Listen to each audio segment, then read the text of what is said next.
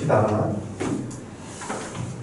나는 이 수업한다고 해가지고 한 10원도 더 받으니까 벌써 아쉬운 게 좀 돈을 벌어가지고 게임에다 빡빡 현질해야 되는데.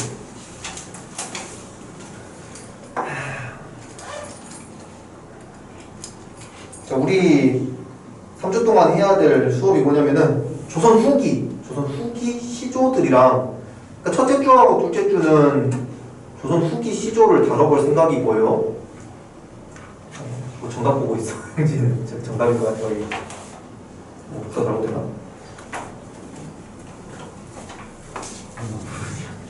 저 이거 어떻게 보여드릴 때? 정답이 지금 맨 앞으로 가는군요. 편집 이상하고.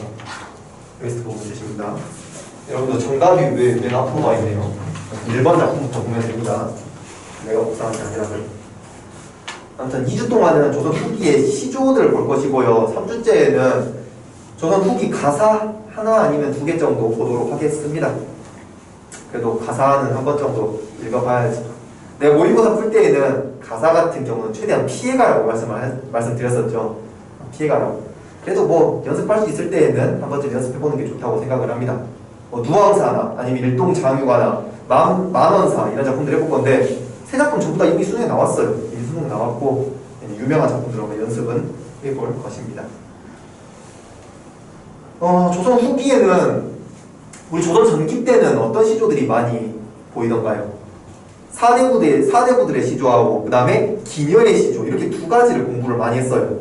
조선 후기에도 사대부들의 시조를 많이 씁니다. 많이 쓰는데 조선 전기 때 사대부 많이 배웠으니까 조선 후기에도 누구 배워야겠습니까? 평민 거 배워야죠. 그래서 사설시조가 되게 많이 실려 있어요. 사설시조 우리가 오늘이나 내일이나 공부할 때 내일이란다. 다음 주에 많이 공부할 것들은 사설시조 많이 공부할 겁니다.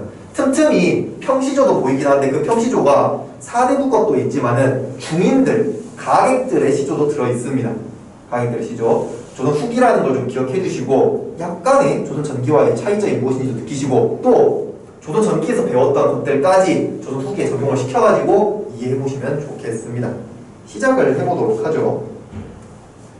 최대한 이번에 특강은 그 작품을 많이 보려고 생각하고 있어요. 설명을 길게 하기보다는 많은 작품을 좀 보고 싶어서 준비를 했습니다. 첫 번째 작품은 전에 한번 배운 적이 있었던 기억이 나.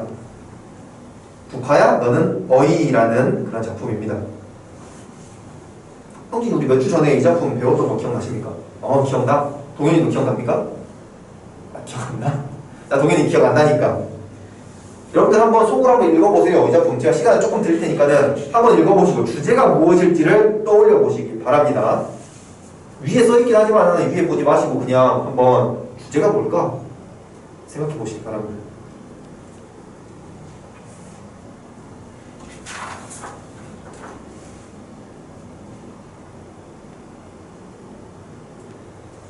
동현이 이 작품의 주제는 지조와 절개예요. 동현이가 그냥 속으로 읽었을 때 지조와 절개를 느꼈습니까? 못 느꼈어? 안 돼. 그럼 안 돼. 동현이 지금 배운 게 몇 달인데. 자, 동현이 국화가 상징하는 의미가 무엇인지 기억나십니까?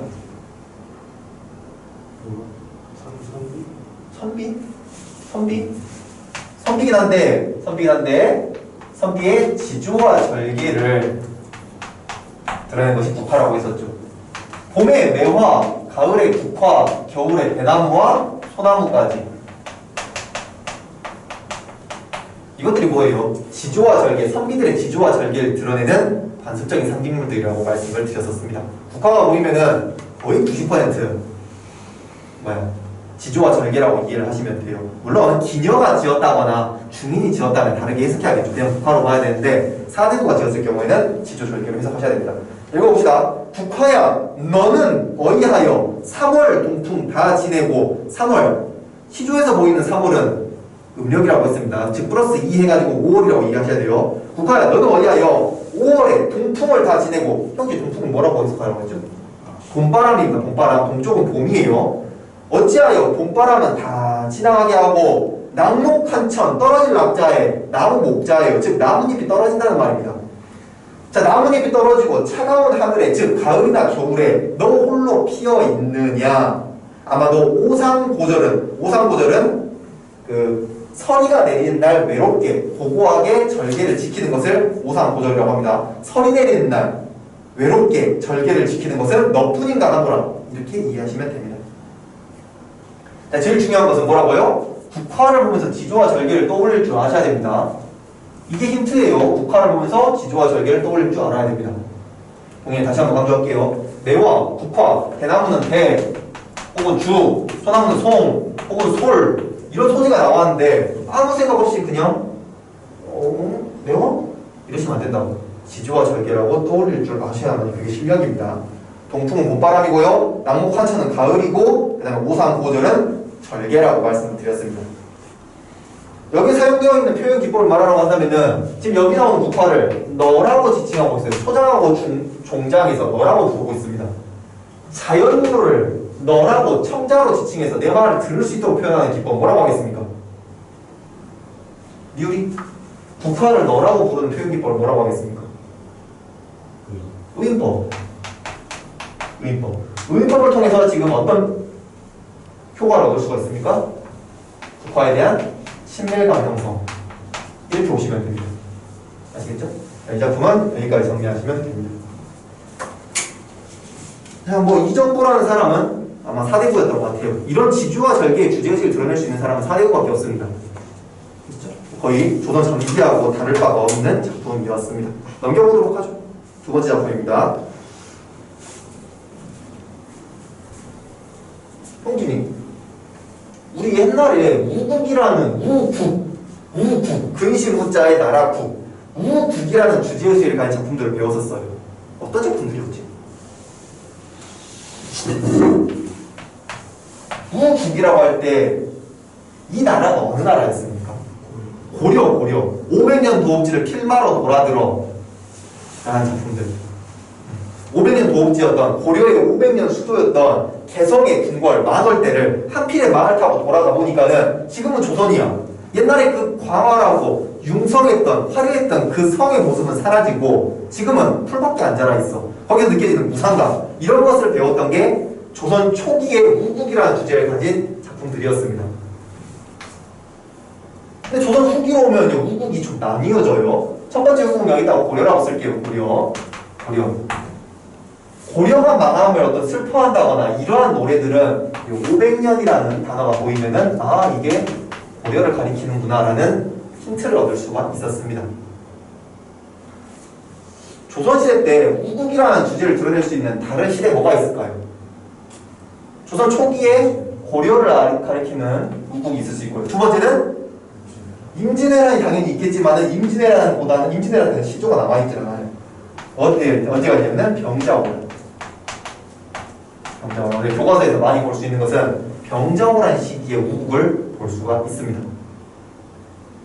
동현이, 세 번째 우국은 뭐 있을까요? 조선시대 때 병자호란 이후에 나올 수 있는 우국도 뭐 있을까? 일제강점기, 불사조약이라고 합니다. 일제라고 하셔도 괜찮고요. 일제, 그 다음에 불사조약.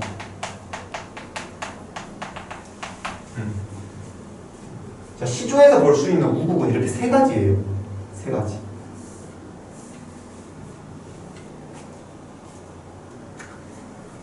자, 이 우국, 고려를 우국할 때에는 500년이라는 단어가 힌트가 될 것 같습니다.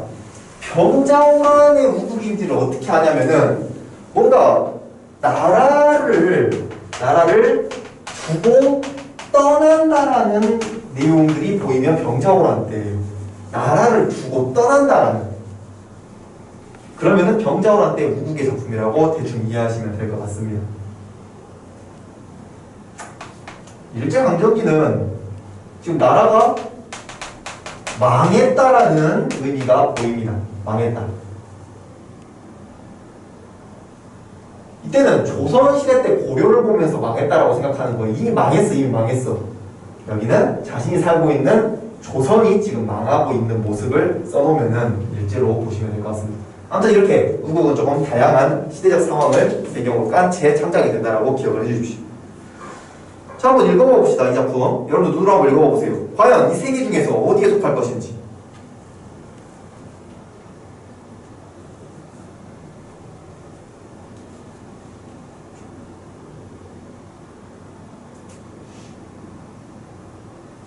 리을이? 리을이? 자, 1번, 2번, 3번 어디 들어가겠습니까?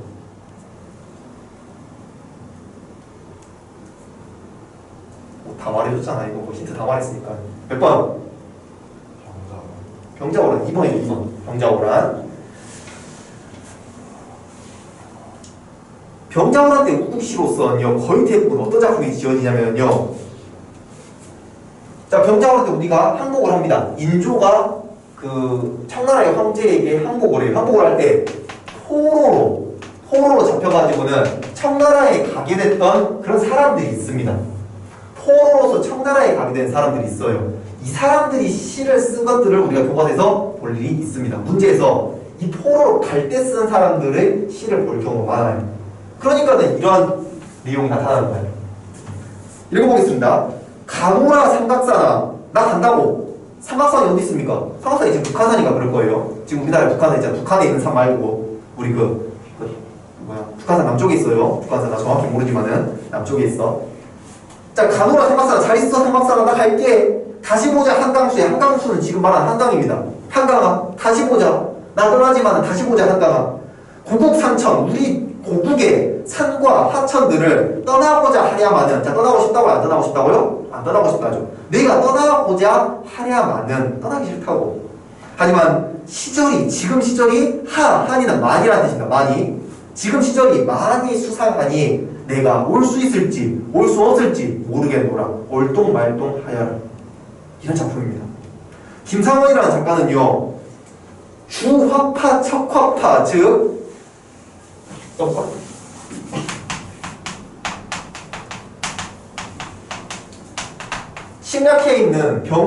침략해 있는 청나라에 대해서 우리가 항복을 하자라는 주화파와 싸우자라는 척화파, 둘이서 막 대립을 이루고 있을 때 척화파에 속했던 사람이 김상원입니다.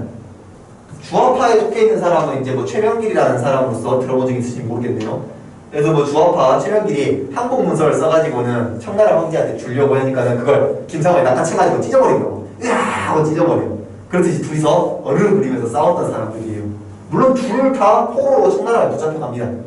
포로로 청나라에 붙잡혀가고, 김상원 같은 경우는 82살까지 살았기 때문에 세자대군들 모시고 다시 나라로 복귀를 해요. 그랬더니 이제 시절을 살던 사람이 김상원입니다.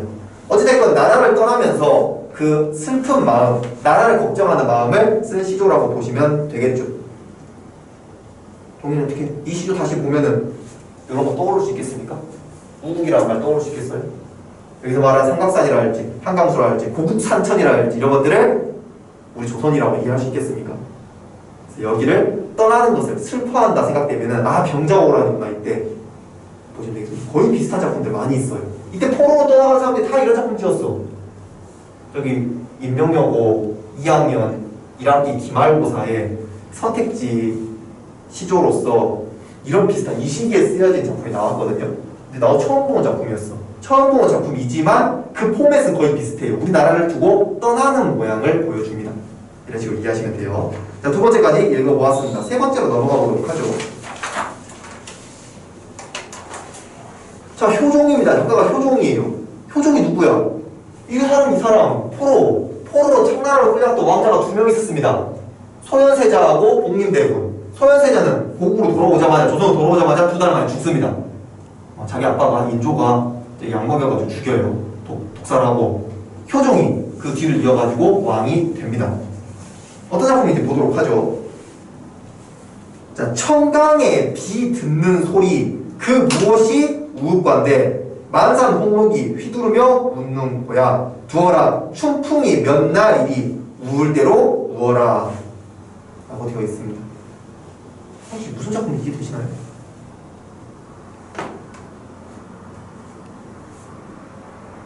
이 작품 배경은 이 시기이긴 한데, 배경은 지금 이거예요. 포로로 지금 가면서 쓴 시기긴 한데, 이 작품 모습 우국이라고 하지 않습니다. 이거 나라 걱정하는 모습 아니잖아요. 맞잖아. 그래서 시대는 똑같긴 하지만 이 작품 우국은 아니에요.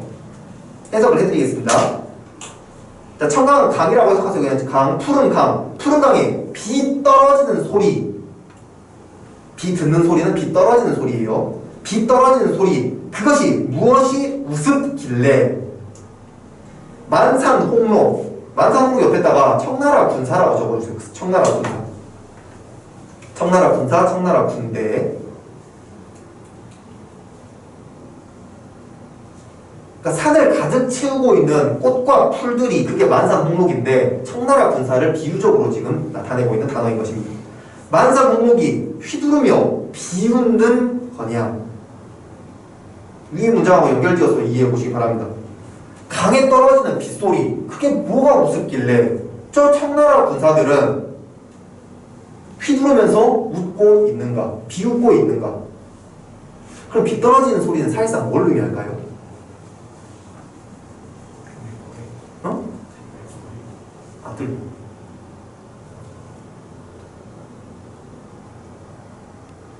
청나라 군사가요 비운다고 했는데 누구를 비우고 있겠어요? 지금 화자를 비우고 있겠죠.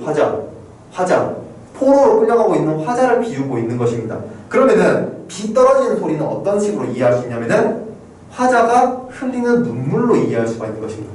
화자가 흘리는 눈물. 자, 청강이가 눈물도 괜찮고 실제 눈물도 괜찮고 슬픈 마음도 괜찮고요. 다시 한번 읽을게요. 강에 비가 떨어지는 소리, 그것이 무엇이 우습길래, 즉 나의 모습을 말하는 거, 나의 모습이, 나의 처지가 뭐가 우습길래 청나라 군사들은 나를 보면서 저렇게까지 비웃고 있는 걸까? 이게 초장 중장입니다. 두어라 춘풍 밑에다가 좋은 시절이라고 적었어요. 좋은 시절. 춘자가 봄춘자잖아요. 봄춘. 즉 만산 홍목들에게 산에 있는 꽃과 풀들에게 춘풍은 좋은 시절이 되는 것이에요. 좋은 시절. 전성기라고 보시면 됩니다. 전성기가 몇 날이나 되겠느냐? 웃을 대로 웃게 두어라. 뭐 말하는 청나라 지기가 강성해봤자 얼마나 강성하겠어. 좀 있으면 망하겠지 뭐. 웃고 싶을 때 웃어라 또. 나는 끝까지 버틸 거야. 이런 게 이 시조의 내용이었습니다. 상당히 유명한 시조예요. 나왔을 때 배경도 모르고 한 번도 해석 안 해봤으면 뭔 말인지 아무도 몰라요. 한 번 배웠으니까 다음번에 본다면은 익숙하게 이해를 하시면 될 것입니다. 자, 되셨으면은 밑에 한번 1번, 2번, 3번까지 풀어보시기 바랍니다. 1번, 2번, 3번.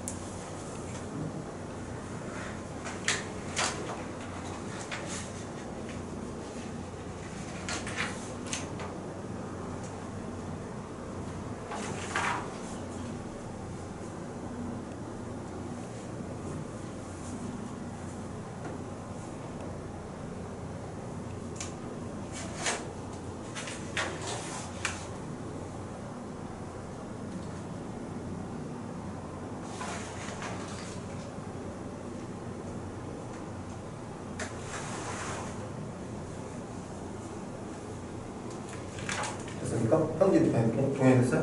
됐어? 이해도 됐습니까? 되긴 했구나. 모의고사라는 것은, 그러니까 수능이라는 것은 내신과 다르죠. 막 외우고 막 기억하고 이럴 필요 없어요. 어차피 3번 그 작품 같은 경우 있잖아요. 세 번째 작품, 다작품. 이런 다작품에 대한, 만약에 다작품이 수능에 나온다. 그럼 거기에서 이 작품에 대한 배경 같은 거 다 설명해 줄 거예요. 전부 설명해 줄 겁니다. 여러분들 외울 필요도 없어요. 대신에 그래도 좀 읽어야 하는 단어들이 있어. 읽어야 하는 단어들. 동현이 오늘 처음에 제가 강조했던 거 뭐였습니까? 국화. 국화라는 것은 국화라고 읽는 게 아니라 그 속에서 지주화절이 읽는 것은 당연히 수능을 보는 사람이 갖춰야 되는 소양일 것이고요.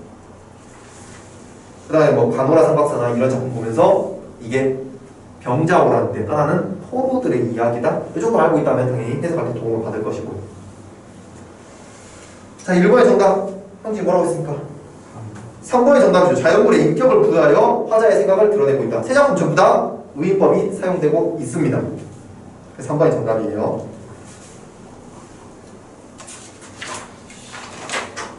동현이 2번 정답 몇 번이었습니까? 4번? 4번 아닌데. 동현이 이 송순의 풍상이 섞어친 나래라는 시조의 주제는 뭘까요?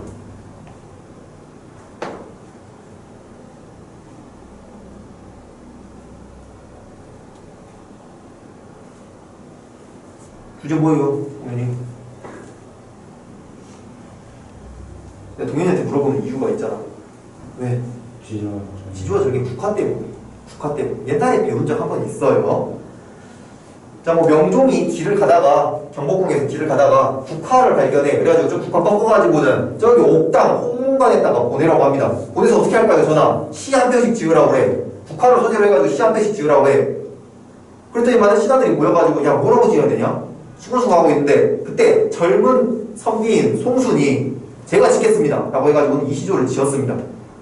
명종이 의도하는 바는 뭐였을까요? 어떤 주제로 시를 쓰라는 거예요? 지주와 절개로 시를 쓰라는 겁니다. 그래서 송순이 이렇게 썼어요. 좋아했을까 싫어했을까? 명종이 좋아했다고 합니다. 상을 내렸다고 해요. 읽겠습니다. 바람과 서리가 섞어친 가을이겠죠. 그 가을 겨울에 갓 핀 황국화, 노란색 국화를 금으로 만든 화분에 가득 담아서 옥당 홍문관에 보내오니, 도리는 복숭아꽃과 백꽃입니다. 복숭아꽃과 백꽃아, 꽃인 척 하지 말아라. 왜?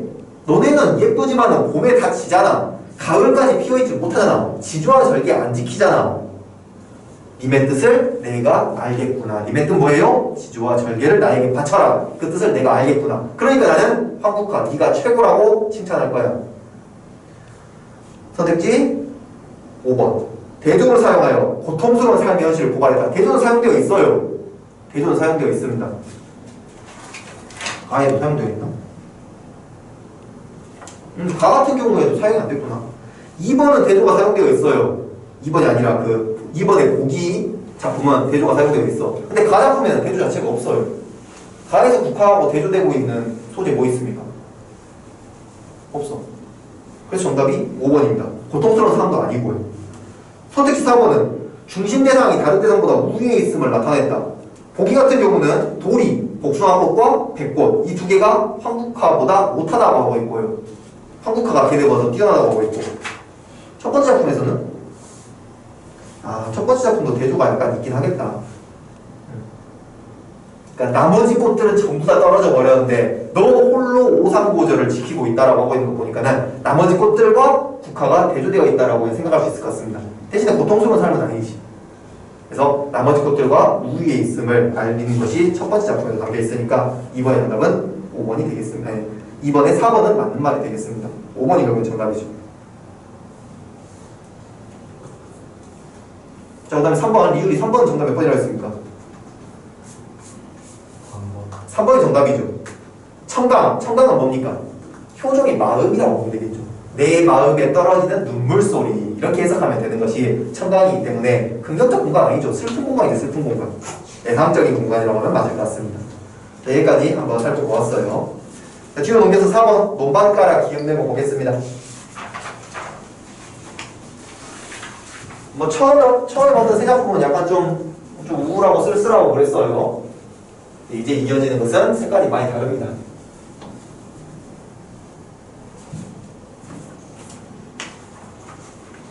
자, 작잡 이상이에요. 작잡 이상. 그 다음에 시조를 살짝 봐도요. 지금까지 읽었던 3장 6구 45자 내외의 사음보라는 형식을 지킨 평시조하고는 약간 달라 보입니다. 이걸 뭐라고 합니까? 우리는 사설시조라고 말하죠. 사설시조 누가 썼어요? 평민들이 씁니다. 평민들의 작품은 대부분 해학적이고 풍자적이고 약간 웃음으로써 긍정적인 태도로서 삶의 고통을 해소하려는 모습, 성실하고 사실적이고 구체적이고 이러한 성격을 띠는 게 사설시조입니다. 그렇기 때문에 방금 전에 읽었던 그 슬픔이 거의 안 느껴지는 것이죠. 한번 눈으로 한번 살펴봐 보세요. 이 작품이 어떤 주제를 담고 있는 것인지 한번 살펴보시기 바랍니다.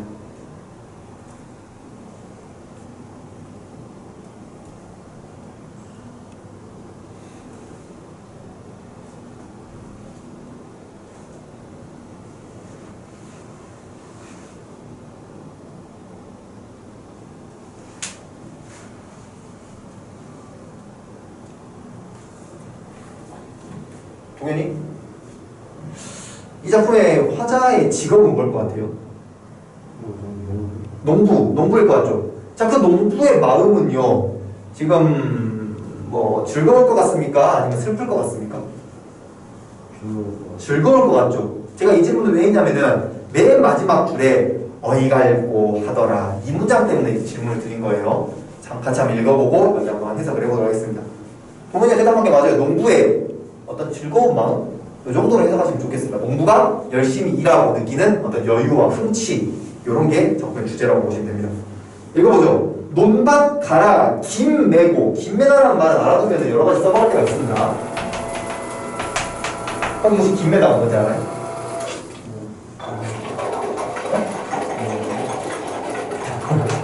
자, 이거 잡초뽑기예요. 잡초뽑기. 김메다는 고전 수필에서들지 많이 나오기 때문에 알아두면 좋습니다. 김메다 잡초뽑기예요. 알겠죠?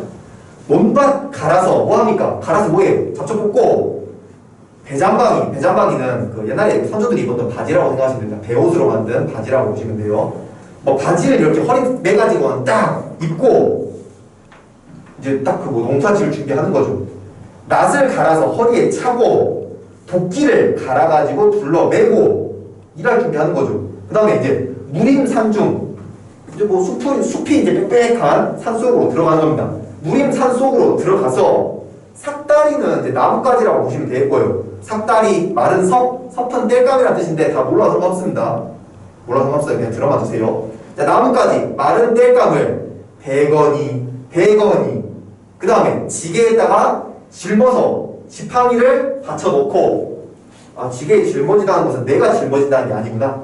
지게에다가 그 나뭇가지를 쌓아놓고 그 다음에 지팡이로 안 쓰러지게 받쳐놓고 지게를 이렇게 지팡이에다가 딱 받쳐놓는 것입니다. 안 쓰러지게 받쳐놓고 새암은 우물이라고 생각합니다. 샘을 찾아가서 점심 도시락을 끌어가지고는 먹고 부시고는 이제 우리가 부수다 먹어서 부숴버린다는 뜻이겠죠. 도시락을 부수고 곰방대는 담배죠. 담배를 톡톡 털어가지고는 잎담배를 피워 물고 콧노래를 부르다가 실제로 농부 화자가 농사 짓고 밥 먹고 쉬고 있는 모습을 나열하고 있는 부분이 중장이었습니다. 제가 하는 말 이해되시죠? 사설시는 굉장히 쉬워요. 자, 석양이 언덕을 넘어갈 때 어깨를 추스르며 긴 소리, 짧은 소리 노래하며 어이갈고 하더라 라고 하면서 끝났습니다. 마지막에 어이갈고 하더라 라고 그걸 보면서 막 뭐 애상감이라든지 뭐 당혹스러움이라든지 이런 식으로 해석하시면 안 되는 거예요. 우리 평민들은 대부분 웃음을 머금고 작품을 썼다라고 기본적으로 생각하시면 좋겠습니다. 그래서 농부가 느끼는 흥취, 여유 이런 작품이 첫 번째 작품이었습니다. 넘어가 봅시다. 두 번째 작품, 다섯 번째 작품 집방성 내지 마라 한호입니다. 형님 혹시 한호라는 사람 들어본 적 있어요? 없어요? 한석봉은 들어본 적 있죠? 한석봉이 한호입니다. 한석봉이 한호예요. 한석봉이 뭐 하는 사람이지? 그 어머니께서 그 떡 썰고 불 꺼놓고서는 그게 한석봉이죠. 한석봉, 한호의 작품은 이 작품 하나 볼만합니다. 저도 본 적 없어요. 이거 이외에는. 한번 읽어봅시다. 여러분이 읽어봐. 한번 눈으로 읽어보시고 이 작품의 주제가 뭔지 추측을 해보시기 바랍니다.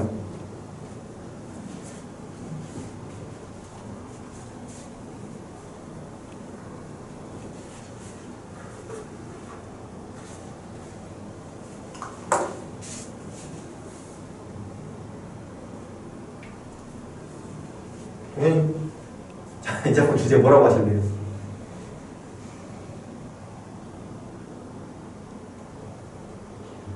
자연스러운 생활. 여러분들 자연을 읽어내시면 됩니다. 자연이라고 말한다는 건 자연치다라고 하면 되겠죠. 자연치다라고 하면 됩니다. 읽어본 다음에 제가 좀 설명을 더 붙이도록 할게요. 집방석, 여기서 말하는 집은 하우스가 아니라 지푸라기를 말합니다. 이 작품 진짜 유명한 작품이에요. 지푸라기로 만든 방석을 내지 말아라. 왜? 낙엽엔들 못 앉으랴. 자, 작가가 좋아하는 것은 집방석입니까? 낙엽입니까? 낙엽이죠. 지푸라기 방석은 낙엽보다는 좀 싫어하는 느낌이 들죠. 집방석은 자연이에요, 촉새예요. 자연이에요, 집방석도 자연이에요. 그런데 낙엽을 더 좋아하는데. 또 읽어봅시다. 솔불은 이제 소나무 어떤 진액으로 불을 켜는 걸 말하는 것이죠. 솔불을 켜지 말아라. 어제 진 달이 돋아온다. 자, 과연 달이 더 좋아요? 솔불이 좋아요? 달이 더 좋은 것이죠. 그러면은 집방석 세모, 솔불 세모 하면 그 오른쪽에 있는 낙엽 동그라미, 달 동그라미 그렇게 해보시기 바랍니다. 집방석 세모, 낙엽 동그라미, 솔불 세모, 달 동그라미. 마지막까지 읽어봅시다. 아이야, 박주 산채일 망정 없다 말고 내어놓아라. 박주는 막걸리입니다. 산채는 나물이에요. 막걸리와 나물 없다 하지 말고 내어놓아라. 나는 그거라도 만족하면서 먹을 수 있겠다. 이렇게 파악하시면 됩니다.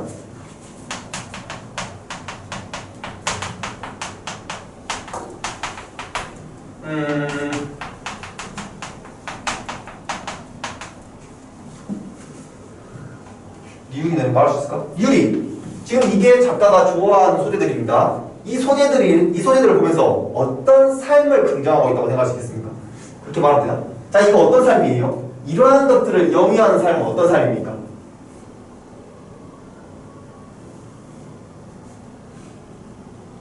자, 방석이 없어. 낙엽에 앉아요.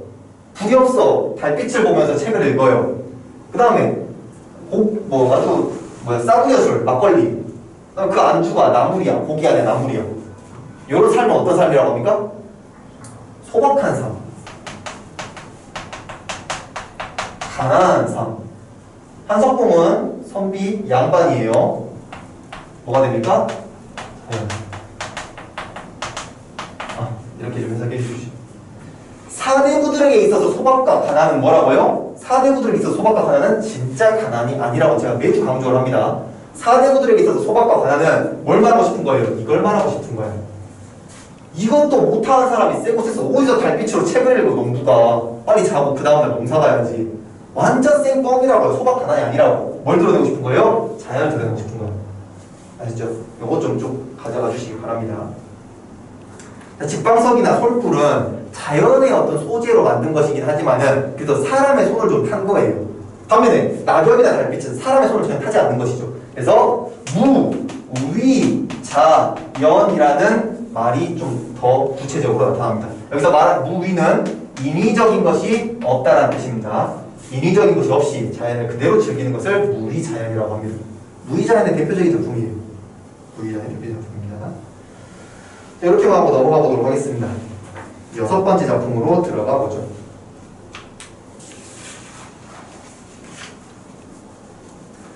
내가 이 오교화라는 작가를 과연 이 사람이 사대부일까 아니면 중인일까 찾아보았는데 나오질 않아요.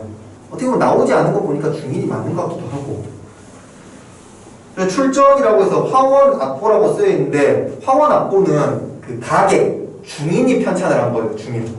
양반이 아니라 중인이 편찬을 한 겁니다. 그런 거 보면은 오교만 아마 중인이지 않을까 싶어요. 이 말을 제가 왜 하냐면은 자, 이 작품 평시조가요 아닌가요? 평시조 아니죠. 중장이 길어졌잖아. 평시조가 아니에요. 내가 사대부인데 사설시조를 쓸 수가 있나? 그걸 좀 생각해보고 싶었는데 아무리 봐도 양반 사대부는 아닌 것 같습니다. 중인이 쓴 사설시조라고 보시는 게 좋겠어요. 자, 복구롱은 꾀꼬리입니다. 꾀꼬리 우는 소리에 낮잠 깨어 일어나 보니, 꾀꼬리가 우는 소리에 낮잠이 깨어 일어나 보니 작은 아들 글을 읽고 있고 며느라기는 며느리를 말하겠죠. 며느라기는 배를 짜고 있는데 어린 손자는 꽃놀이 하고 있다. 자, 화자가 낮잠을 자다가 깼어요. 깨가지고는 집에 있는 풍경을 살펴보니까는 아들은 글을 읽고 있고 작은 아들은 글을 읽고 있고 며느라기는 옷을 만들고 있고 그 다음에 손자는 꽃놀이 하고 있습니다. 그냥 그 풍경을 나열하고 있는 거죠. 마초는 마침입니다. 마침 지엄이는 아내죠. 아내. 내 아내가 술을 거르며 맛보라고 하더라. 이렇게 좋은 일이 어디 있겠습니까? 낮잠 자다가 여유 느끼면서 낮잠 자다가 일어나 보니까는 내 자식들이 다 잘 지내고 있어. 거기다가 아내가 술까지 권하네. 굉장한 흥취와 여유가 느껴지는 작품이죠. 이게 중인들이 쓴 글들의 특징이에요. 중인들은 해피 파티에 가가지고 노래를 부르기 때문에 이런 노래들을 많이 짓습니다. 자, 다 되셨으면은 1번부터 3번까지 풀어보시기 바랍니다. 1번부터 3번 이거 풀고 쉬도록 합시다.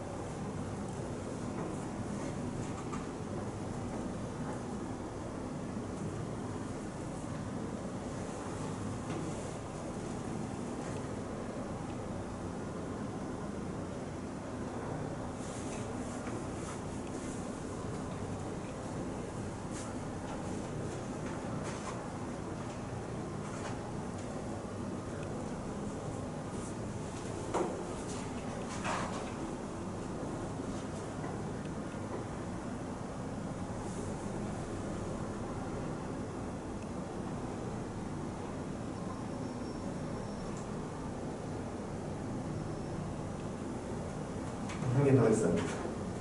생각하고 있었어.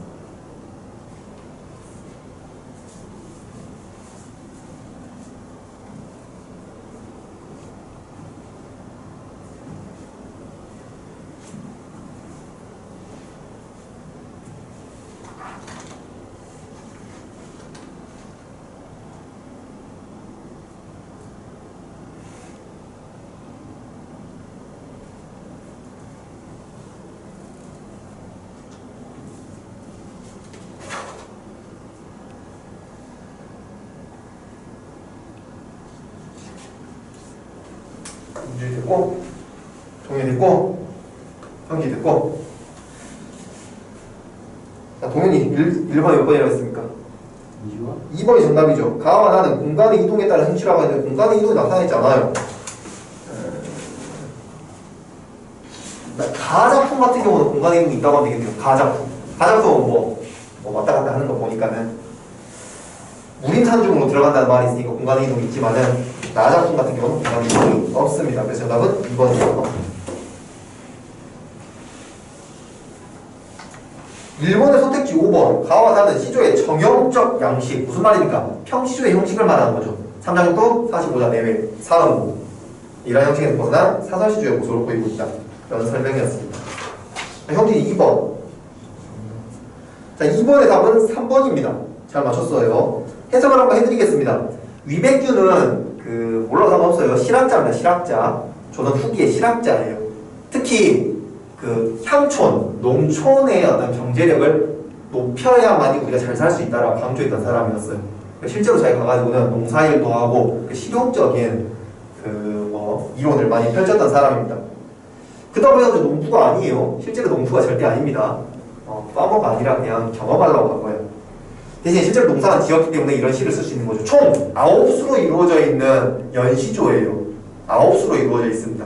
근데 그 1수부터 9수까지가 농사 짓고 집에 돌아오는 그 과정이 시간의 순서에 의해서 배열되어 있어요. 그 사이에 들어있는 시조 중에 하나입니다. 자, 땀은 떨어지는 데가 떨어지고 아까 그 효종이 지었던 작품에서 청강에 비가 듣는다고 했잖아요. 똑같은 듣는다라는 말이 쓰여 있습니다. 땀은 떨어질 때로 떨어지고 즉 흘릴 때로 흘리고 볕은 햇볕을 말하는 거겠죠. 햇볕은 쬐을 대로 쬐다. 청풍에 옷깃을 열고 농사일 다 한 다음에 딱 옷깃 열고 긴 바람을 긴 휘파람입니다. 긴 휘파람을 흘려서 불 때에 어디서 길을 가고 있는 손님이 나를 아는 듯이 머무르는고 라는 겁니다. 그 다음에 이제 그 다음 수에는 손님하고 같이 이야기하는 장면도 나오고 그래요. 계속 연결되는 것이기 때문에 어쨌든 이렇게 읽으면 되는 게 2수였습니다. 아니 2번이었습니다. 선택 3번. 복기에는 화자에게 호응하는 대상이 나타나고 있다. 자, 호응하는 대상은 다른 말로 하면 뭘까요? 청자를 말하는 겁니다. 청자. 내가 손 흔들면 같이 흔들어주고 내가 안녕하면 안녕해주고 나의 행동에 호응해주는 사람, 즉 청자를 말하는 거예요. 여기는 청자 없죠. 그러니까는 3번이 정답입니다. 3번입니다. 혹시 선택지 2번을 정답으로 하신 분이 있다면은 사실 그렇게 잘 낸 문제는 아니에요. 내가 위백규가 양반인지 농민인지 어떻게 알 거야? 물론 농민이면 이름도 없었겠죠. 그래서 2번은 보기에 농민의 삶이 드러나지 않는다고 하는데 보기에 농민의 삶이 드러나 있죠. 맞나? 드러나 있다고 봐야 되는구나. 가에는 농민의 삶이고 가는 당연히 농민이고요. 보기 같은 경우는 뭐 농민은 아니지만은 농민들의 어떤 일을 하는 모습이 나타나 있다고 해석한다면은 2번이 맞는 말이겠죠. 3번이 아무튼 정답입니다. 자, 리을이 4번. 3번이 정답이죠. 여기서 말 헷갈리게 하고 있네. 대상을 웃기게 표현하여서 해학적 효과를 거두고 있다고 하는데 이런 건 아직 나오지 않았습니다. 좀 더 이제 비판적이고 그런 내용에서 4번이 볼 수가 있을 것 같아요. 여기까지 한 다음에 쉬었다가 7번 작품부터 해보도록 하겠습니다.